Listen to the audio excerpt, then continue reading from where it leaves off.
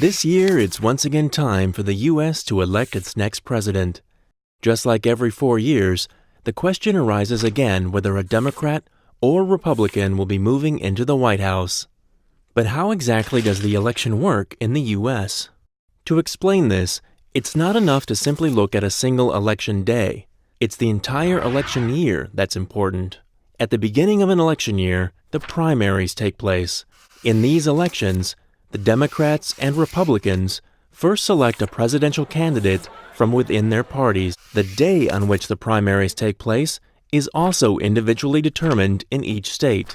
One particular day is Super Tuesday, when a large number of states vote for their respective candidates.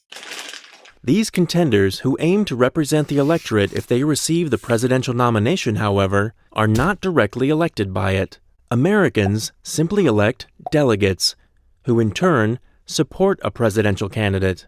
The candidate who ultimately receives more than half of all the delegate votes wins the primaries. Officially, however, the elected delegates only vote for their candidate at the National Party Convention. After all this, it's officially clear which presidential candidates will face off against each other. The election campaign can begin. The winner of this campaign is decided by the electorate on Election Day, which is 2016, on the 8th of November. On this day, all eligible voters who are over 18 may vote for their president. Just as in the primaries, however, here too the presidential candidates are not directly elected. Americans elect so-called electors, who in turn support one of the candidates. Each state has a different number of electors, depending on how many people live there. There are a total of 538 electors.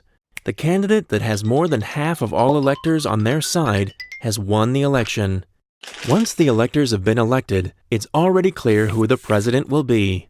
However, the president won't be officially elected until the Electoral College on the 18th of December, 2016, when all the electors cast their votes in their state. In keeping with tradition, however, these votes won't be counted until later, namely at the beginning of January 2017 by the U.S. Congress, which will then officially announce who will reside in the White House for the next 4 years. As is the custom, the investiture of the president, also known as the inauguration, will then take place on the 20th of January, 2017.